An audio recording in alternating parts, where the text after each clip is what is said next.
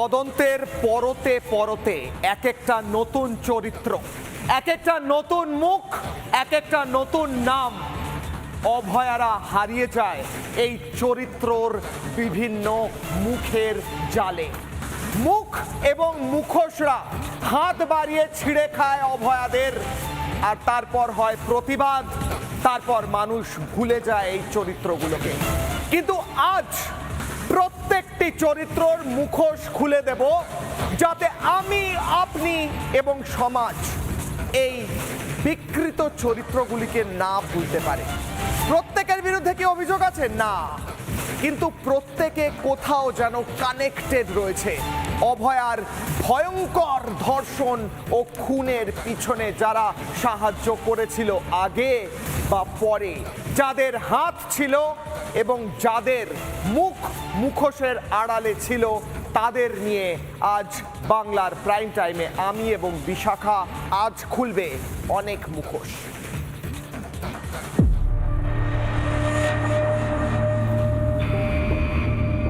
Department ব্যাপারটাকে চাপা দেওয়ার চেষ্টা করছে প্রথম থেকেই। তো আমাদের সুইসাইড বলেছে, হয়তো সুইসাইড হয়েও যেত যদি স্টুডেন্টরা আজকে ঝাঁপিয়ে না পড়তো।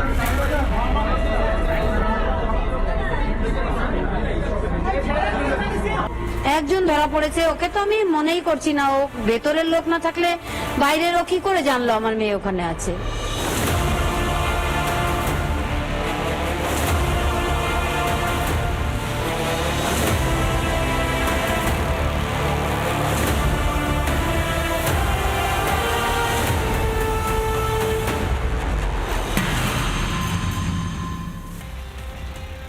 যে সুস্থ মেয়েটা কিছুক্ষণ আগেও বাবা মার সঙ্গে কথা বলল, রাতের খাবার খেলো, অলিম্পিকের খেলা দেখলো, সেই মেয়েটাই নাকি হঠাৎ অসুস্থ হয়ে পড়লো।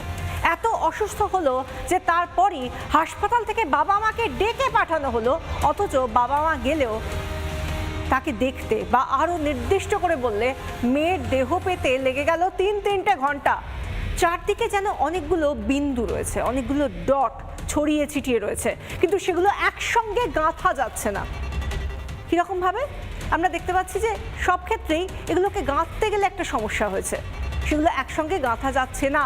গ্রেফতার এখনো পর্যন্ত কজন হয়েছে? এখনো পর্যন্ত মাত্র একজন। পলিগ্রাফের আওতায় কতজন? আগে ছিল 8 জন, এবার বলা হচ্ছে 2 জন সিকিউরিটি যারা দায়িত্বে ছিলেন, অর্থাৎ নিরাপত্তা রক্ষী আরজিকর, তাদেরও পলিগ্রাফ হবে। অনেকগুলো প্রশ্ন রয়েছে। কেন বলা হলো প্রথমে অভয়া অসুস্থ, তারপরই বয়ান বদলে গিয়ে হয়ে গেল আত্মহত্যা?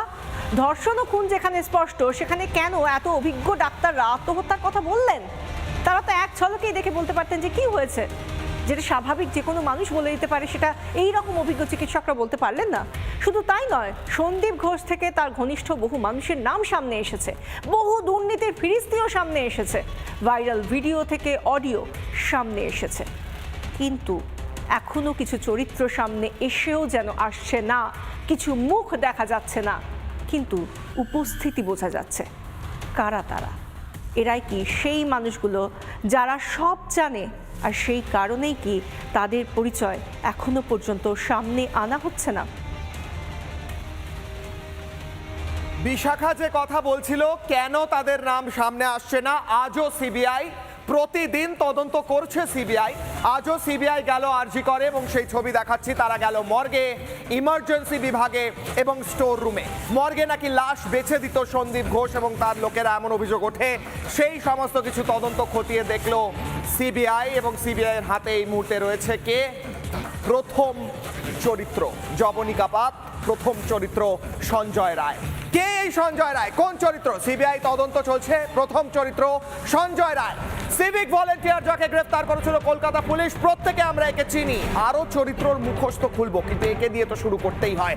সঞ্জয় রায় অভয়া ধর্ষণ ও খুনে একমাত্র ধৃত। এই কি একমাত্র দোষী? না স্যার, হতে পারে না, আমরা বিশ্বাস করি না। অভয়া ধর্ষণ ও খুনে একমাত্র এই ধৃত সঞ্জয় রায়। তাকে দেখা গিয়েছিল সিসিটিভি ফুটেজে দেখা যাচ্ছে সঞ্জয় রায়, তার হাতে হেলমেট, এবং এই সঞ্জয় রায়ের বডি ল্যাঙ্গুয়েজ দেখুন। হাতে হেলমেট, গলায় সেই ব্লুটুথ হেডসেট, যেটা পরবর্তীকালে পাওয়া যায় এই ঘটনা ঘটে। এই ছবি হচ্ছে সেই ঘটনা ঘটার আগে। দেখুন তার বডি ল্যাঙ্গুয়েজ, কিছু একটা একটা খুঁজছে, কিছু একটা করতে চলেছে। এই সঞ্জয় রায় হলো আমাদের প্রথম চরিত্র, যে চরিত্র গ্রেফতার তো হয়েছে, যে চরিত্রর পলিগ্রাফ টেস্ট তো হয়েছে, কিন্তু এই একমাত্র চরিত্র নয় স্যার, আমরা বিশ্বাস করি না। সঞ্জয় রায়ের পরের চরিত্র কি করে ভুললে চলবে? এরপরে আমাদের এই বিভৎস নাটকের পরের চরিত্র সন্দীপ ঘোষ। যে সন্দীপ ঘোষ আরজি করের সেই সময় প্রিন্সিপাল ছিলেন এবং আরজি করের প্রাক্তন অধ্যক্ষ ছিলেন সেই সময় যখন এই ভয়ঙ্কর ঘটনা ঘটে, এবং তার নামে একের পর এক অভিযোগ উঠছে। কি দেখবো? আরজি করের প্রাক্তন অধ্যক্ষ, পরের স্লাইড। আরজি কর হাসপাতালের একাধিক দুর্নীতিতে অভিযুক্ত বলা হচ্ছে। কেন? কারণ এই সন্দীপ ঘোষ নাকি লাশ পর্যন্ত বেচে দিতেন, এমন অভিযোগ করছেন তারই কলিগ। তারপরে স্লাইড। আরজি করের হাসপাতালে একাধিক দুর্নীতিতে অভিযুক্ত, এবং এই সন্দীপ ঘোষের বিভিন্ন সময় যে ছবি উঠে আসে সন্দীপ ঘোষের, যখন তাকে প্রথম সময় যখন এই ঘটনা ঘটে, তার পরবর্তীকালে প্রশ্ন করা হয়, তিনি বারবার মিডিয়ার থেকে পালান এবং তারপর তিনি পদত্যাগ করে দেন। দ্বিতীয় চরিত্র যখন পদত্যাগ করছেন তখন রাজ্য সরকার তার হাতে নাড়ু তুলে দেয়, আরেকটা হাসপাতালে সুপার বানায়, তাকে সেখান থেকেও পদত্যাগ করতে হয়। তারপর সিবিআই এর হাতে মামলা যায়, তারপর একের পর এক প্রশ্ন, একের পর এক তার বাড়িতে পর্যন্ত যায় সিবিআই। দেখুন, তার বাড়িতে যখন সিবিআই গেছে সে বুঝতেই পারছে না কি হয়েছে, এবং প্রশ্ন উঠছে এই সন্দীপ ঘোষ এত কিছুর সঙ্গে যুক্ত হলে অভয়ার বাবা মা প্রশ্ন করছেন কেন সন্দীপ ঘোষ গ্রেফতার হচ্ছে না। কিন্তু শুধু সঞ্জয় আর সন্দীপ নয়, বিশাখা একের পর এক চরিত্র এবং তাদের মুখোশ। একদমই তাই। তুমি যে সন্দীপ ঘোষের কথা বললে, এবং সন্দীপ ঘোষকে আমরা সব জায়গায় দেখতে পাচ্ছি যে তার নাম উঠে আসছে অভিযুক্ত হিসেবে, তার নামটা বারবার উঠে আসছে অভিযোগকারীদের তরফ থেকে, বারবার বলা হচ্ছে। কিন্তু এর পাশাপাশি আরও কয়েকটা নাম, যেটা আমরা বলছিলাম যে বেশ কয়েকটা নাম ঘুরঘুর করছে, বেশ কয়েকটা বিন্দু। তাদের মধ্যে অন্যতম হলো অনুপ দত্তের নাম, এএসআই, 4th ব্যাটালিয়নের এএসআই এবং পুলিশ ওয়েলফেয়ার কমিটির অন্যতম সদস্য সঞ্জয় ঘনিষ্ঠ। এই বিষয়গুলো আমরা একটুখানি আপনাদেরকে দেখিয়ে দিই, পয়েন্টের মাধ্যমে একটু দেখাতে হবে, কারণ এই প্রত্যেকটা চরিত্রকে চিনে রাখতে হবে। ASI 4th battalion Anup Dutta ASI হিসেবে তিনি কাজ করছেন, এবং ধৃত সঞ্জয়ের অত্যন্ত ঘনিষ্ঠ, এবং কিভাবে তার ঘনিষ্ঠতার কথাও বলতে হয় সেটাও আমরা বলবো। যে এই ঘনিষ্ঠতার কথা আমরা বলছি, সঞ্জয় ঘটনা ঘটানোর পর, অর্থাৎ অপরাধ সংগঠিত করার পর, সে নাকি এই অনুপ দত্তের কাছেই গিয়েছিল, এমনকি জামা পর্যন্ত চেঞ্জ করেছিল, পোশাক পর্যন্ত চেঞ্জ করেছিল, এমনটাই অভিযোগ উঠে আসছে এখনো পর্যন্ত তদন্ত সূত্রে যা জানা যাচ্ছে। তো এতটাই এর সঙ্গে তার, অর্থাৎ অনুপ দত্তর সঙ্গে সঞ্জয়ের ঘনিষ্ঠতা ছিল যে এই সঞ্জয় নাকি যে পুলিশ ব্যারাকে থাকতো সেইটাও একেবারে এই অনুপ দত্তের বদান্যতাই।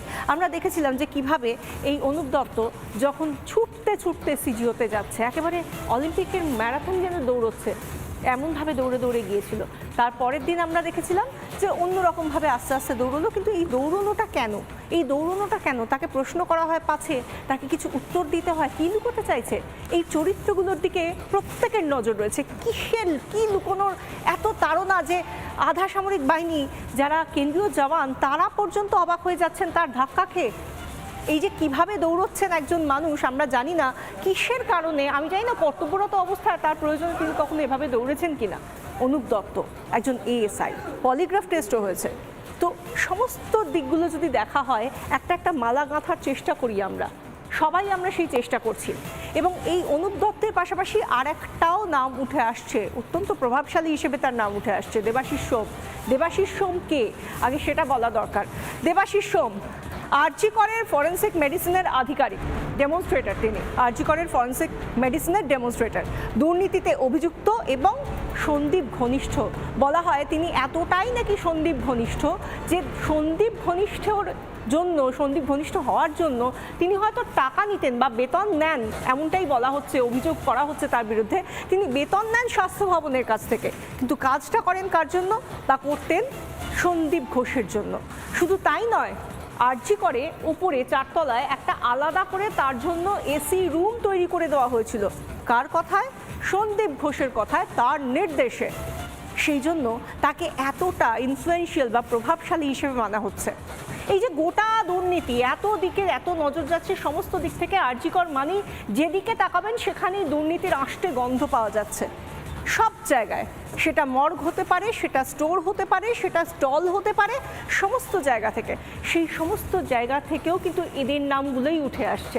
এবং সেই সঙ্গে দেবাশিস সোম এমন একজন ব্যক্তি যে ময়নাতদন্ত, অভয়ার ময়নাতদন্তের সময়ও নাকি এই ব্যক্তিটি অর্থাৎ দেবাশিস সোম ফরেন্সিক মেডিসিনের আরজি করের আধিকারিক, তিনিও নাকি সেখানে ছিলেন, এমনটাও কিন্তু সূত্র মারফত জানা যাচ্ছে। সুতরাং কিশলয়, এই যে দুজনের কথা আমরা বললাম, তার আগে তুমি কিছু মানুষের কথা বললে, প্রত্যেকের সঙ্গে সঙ্গে মালাটা গাঁথার চেষ্টা হচ্ছে, কিন্তু কোথাও যেন একটু মিসিং লিঙ্ক থেকে যাচ্ছে। বিশাখা, চরিত্রের মালা গাঁথা চলছে যেন, এবং প্রত্যেকটি চরিত্রের মুখে রয়েছে একটি করে মুখোশ। সেই মুখোশ খুলে পড়ছে হয়তো আস্তে আস্তে গোটা সমাজের সামনে।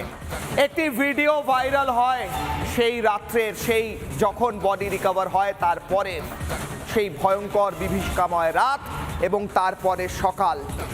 এই ভিডিও দেখুন, গায়ের প্রত্যেকটি লোম খাড়া হয়ে যাবে, হাড় হিম হয়ে যাবে। তার কারণ এই ভিডিওতে যাদের দেখতে পাচ্ছেন তাদের থেকে একটু দূরে পড়ে রয়েছে অভয়া, দুমড়ে মুচড়ে গিয়েছে তার দেহ, খুন করা হয়েছে তাকে। আর কারা রয়েছেন এই ভিডিওতে? আরো চরিত্র দেখবো কারা রয়েছে এই ভিডিওতে। দেবাশিস সোম, যার কথা বিশাখা বলছিল, ফরেন্সিক আধিকারিক, কিন্তু আরজি করেন নয়, এনআরএস এর ফরেন্সিক আধিকারিক। কেন আরজি করে সকালবেলা এসেছিলেন? প্রশ্ন।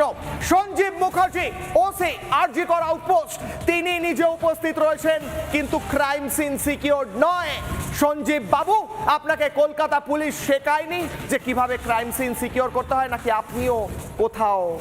পরের চরিত্র শান্তনু দে, সন্দীপ ঘোষের আইনজীবী, সকাল 7 সকালে পৌঁছে গেলেন ক্রাইম সিনে। সন্দীপ ঘোষ বলছেন তিনি নাকি সকাল 9:30 পর্যন্ত জানতে পারেননি যে তার হাসপাতালে দেহ উদ্ধার হয়েছে, আর তার আইনজীবী 7 সকালে পৌঁছে গিয়ে নোট নিচ্ছেন। আমাদের কি বোকা ভেবেছেন? হ্যাঁ। পরের ছবি দেবাশিস সোমকে দেখালাম। এই দেবাশিস সোম, সেখানে বলা হচ্ছে আরজি করে যখন ময়না তদন্ত হয় সে উপস্থিত ছিল।